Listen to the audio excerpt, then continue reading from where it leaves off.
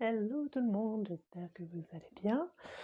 Je vous retrouve aujourd'hui pour une nouvelle vidéo où aujourd'hui je vais vous parler du regard des autres et comment gérer le regard des autres quand on se lance dans une vie un peu alternative, un peu marginale.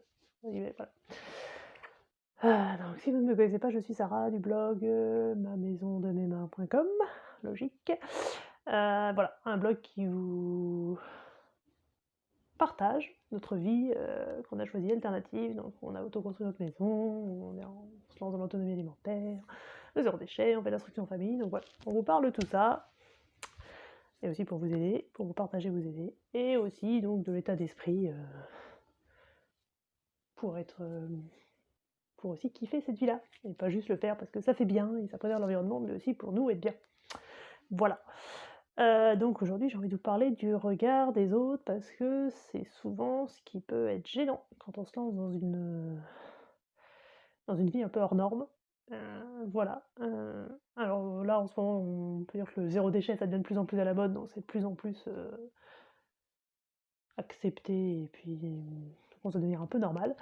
Mais par exemple, si vous vous lancez déjà dans l'autoconstruction ou même l'autonomie alimentaire ou le top, l'instruction en famille, ou même si vous voulez une parentalité différente sans passer forcément par l'instruction en famille, heu, bah, vous risquez de vous heurter à des incompréhensions de la part de vos proches, voilà, qui sont peut-être pas du tout dans ce truc-là. Moi, j'ai plein de copines, de familles qui font l'instruction en famille autour de moi où les parents comprennent pas du tout, en plus c'est des profs ou des instituts, donc ils comprennent pas du tout, ils mettent pas leurs enfants à l'école.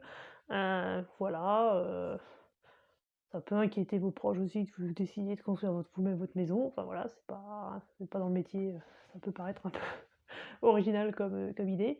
Enfin voilà, quand on veut vraiment vivre un peu hors norme, à l'écart de la société, ou faire un truc de toute façon qui est un peu marginal, même créer son entreprise, hein, c'est un peu le même style, c'est pas du tout, la majorité des gens. Bah voilà, nos proches, ils peuvent ne pas comprendre et du coup on peut se sentir vraiment seul, voire on peut hésiter, à le faire.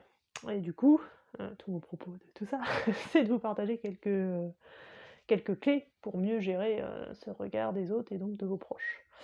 Donc déjà, moi ce que j'ai fait, c'est que j'ai jamais cherché à convaincre mes proches, même si je suis convaincue, le zéro déchet, je fais attention, je mange bio, j'achète local, machin.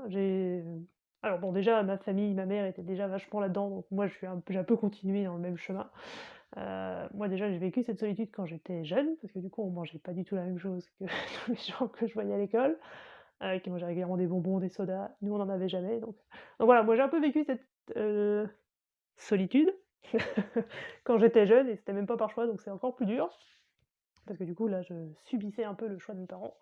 Voilà, quand ils parlaient tous du dernier film à la mode, pour situer, mon parent c'était Forrest Gump, je me souviens, ils parlaient tous de ça et moi je disais: «Putain c'est quoi ça?» Enfin je l'avais je le connaissais pas du tout, je l'avais pas vu. Enfin voilà, je me sentais un peu en décalage comme ça. Du coup, voilà, ça m'a pas plus choqué que ça quand je suis arrivée adulte puisque mais vous voilà, donc vous a priori c'est un choix que vous faites. Du coup déjà c'est plus facile à assumer que quand on est enfant, et que là on subit un peu le choix de ses parents. Mais donc voilà, donc déjà le plus important c'est de savoir pourquoi vous faites ce choix et savoir à quel point c'est important pour vous et que vraiment que vos proches soient OK ou pas, vous allez vous tenir à ce choix. Hem, Ensuite si c'est sûr que c'est OK pour vous, bah, moi vraiment ce que j'ai fait quand même malgré tout quand je suis arrivée dans ma belle famille, j'ai jamais cherché à les convaincre. Je leur ai dit que je mangeais bio, que je faisais attention machin.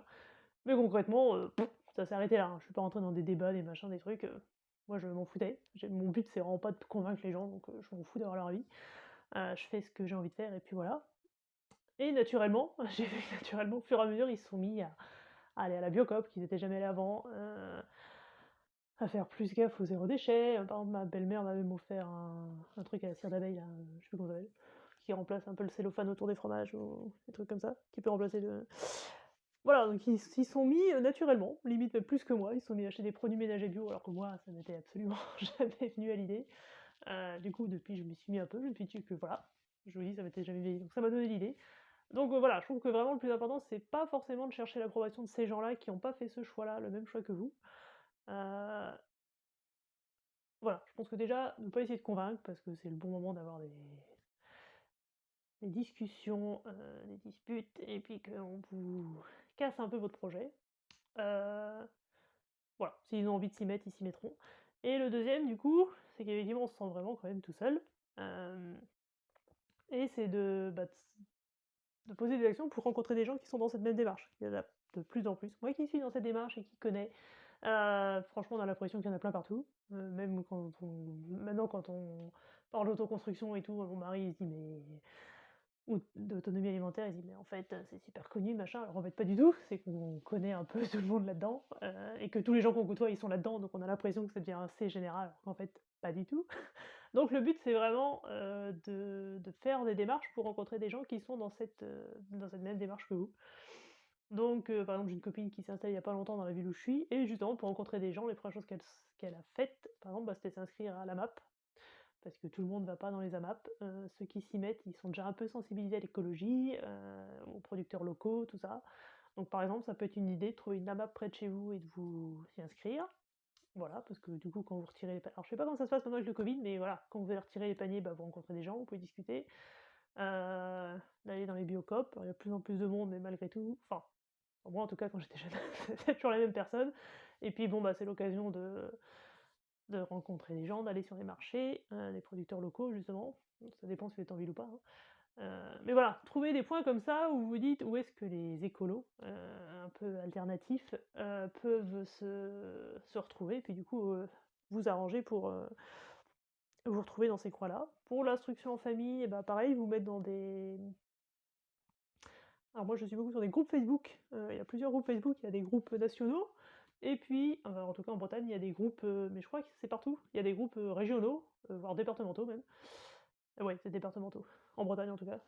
Et bah, vous inscrire sur ces groupes-là et dire: «Coucou, je suis là, j'ai un enfant de tel âge à tel âge, hem, est-ce qu'on peut se rencontrer? Est-ce qu'il y a des familles qui sont dans le coin?» voilà.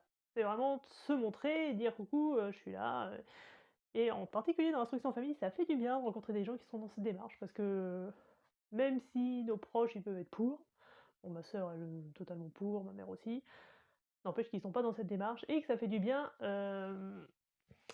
rencontrer des gens qui se posent les mêmes questions que nous, heu, voilà, qui vont pouvoir nous aider sur les apprentissages, comment ils font, machin.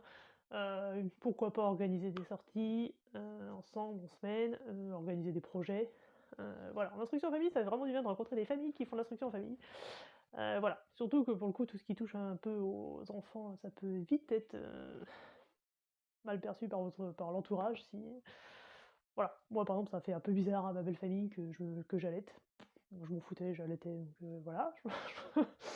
Après, ils l'ont bien pris quand même, mais voilà, je sais que ça peut être, mal vu par certaines personnes. Donc voilà, c'est vraiment important. Même du coup, dans la parentalité, vous pouvez vous rapprocher d'associations qui aident à l'allaitement justement ou au portage. Voilà et là, vous allez rencontrer des mamans et des papas qui sont dans la même démarche de parentalité bienveillante que vous. Donc voilà, ça fait vraiment du bien, de rencontrer des gens dans la même démarche et c'est vraiment comme ça, je trouve, le mieux qu'on pour gérer le regard des autres finalement. C'est de pas essayer de convaincre les personnes qui sont pas dans cette démarche-là. De toute façon, voilà, eux, ils ont leurs croyances, ils ont leur vie, leur vision de la vie. Heu, Ce qui marchera le mieux, c'est vraiment de le faire pour vous et eux, s'ils voient que ça marche, je vous dis, moi, ma belle famille, elle s'est naturellement mis au bio, au zéro déchet, alors que moi, je m'en foutais complètement qu'ils y passent ou pas. Vraiment, ils s'y sont mis naturellement, voilà, en suivant mon exemple, pour tester et voilà. Hem Et donc l'instruction en famille, pareil, je leur en parle jamais. S'ils me posent des questions, je leur réponds, mais je n'entretiens pas la conversation. Bon, sachant qu'a priori, ça les gêne pas plus que ça, mais de toute façon, moi, j'ai pas envie de discuter ça avec eux, donc voilà. Voilà, je préfère discuter avec des gens qui sont dans ce truc-là et qui sont convaincus et qui vont pouvoir m'apporter des éclairages, voilà, et qui pensent vraiment comme moi sur ce sujet. Parce que voilà, ça fait vraiment du bien de rencontrer des personnes comme ça. Et donc je sais que ça peut être vraiment, dur au début, cette solitude, donc pour moi, vraiment, le meilleur moyen de gérer le regard des autres, c'est déjà de vite repérer quelles personnes sont pas dans ce trip-là, et de pas trop insister avec eux. S'ils vous posent des questions, vous répondez, mais sans plus, ou voire pas du tout. Moi, des fois, je réponds même pas. Heu, ou même quand on me demande dans la rue: «Tiens, ils vont pas à l'école?» je dis: «Bah, non, non, ils vont pas à l'école» et c'est tout. Je n'entretiens pas la conversation, heu Et puis de faire des démarches pour rencontrer des personnes du coup qui sont dans cette même démarche et du coup ça fait vraiment du bien de pas se sentir tout seul et après vous aurez un super réseau de plein de gens qui pensent comme vous et vous aurez l'impression que c'est la norme alors que pas du tout. Voilà, parce que nous du coup on a l'impression que c'est la norme, ou même quand je partage en vidéo avec Olivier on se dit: «Bon, tout le monde fait ça». Bah non, non, tout le monde fait pas ça donc voilà. C'est bien quand on arrive à ce point-là, c'est ça, on se sent plus tout seul et bah c'est cool. Je trouve que c'est vraiment le meilleur moyen pour, gérer le plaisir puis pour gérer le regard des autres et donc les autres qui sont pas dans ces croyances-là, dans ces valeurs-là, bah, peu importe quoi, chacun ses valeurs. Ça vaut pas le coup, même si c'est vos proches, de passer trop de temps à essayer de leur expliquer vos valeurs, voilà. Moi je trouve que c'est un peu de la perte de temps pour rien. Soit ils vont voir votre exemple et ils vont avoir envie naturellement de s'y mettre, soit ils ont pas envie, dans ce cas-là, bah, ils vivent leur vie, vous vivez votre vie et puis, c'est cool quoi. Et bah, voilà, je pense que c'est le plus gros truc que j'avais envie de vous dire. Je pense qu'il y a peut-être d'autres choses à dire, mais je sais pas. La vidéo est déjà assez longue, donc je vais m'arrêter là. Si jamais vous avez d'autres questions ou que justement je peux un peu peut-être, détailler plus le sujet, parce qu'après il y a des techniques, plus personnelles pour pas se sentir, honteuse, attaquée, machin, truc. Je parle bien, hein. Et bah, vous vous pouvez me poser vos questions par rapport à ce sujet ou par rapport à un autre et puis, bah, j'y répondrai dans une autre vidéo ou directement sous les commentaires. Je verrai, voilà et puis, bah, dites-moi en commentaire aussi si ça vous parle, comment vous gérez le regard des autres, en ayant une vie un peu alternative, voire beaucoup, hein, voilà, je vous dis, moi j'ai l'impression de plus avoir une vie si originale que ça parce que je côtoie des gens qui ont la même vie donc c'est ça, j'ai l'impression que c'est un peu normal en fait que non, donc vous voyez? Comme quoi c'est possible, de plus se sentir complètement marginal. Voilà, donc bah, si vous avez des questions ou si vous avez envie de partager, comment vous vivez ça ou ce que vous avez fait pour, gérer le regard des autres, et ben, partagez-moi tout ça dans les commentaires, ça me ferait super plaisir de vous lire et de savoir, un peu plus sur votre vie à vous. Voilà, et bah, du coup je vous laisse et je vous dis à la prochaine pour la prochaine vidéo. Salut!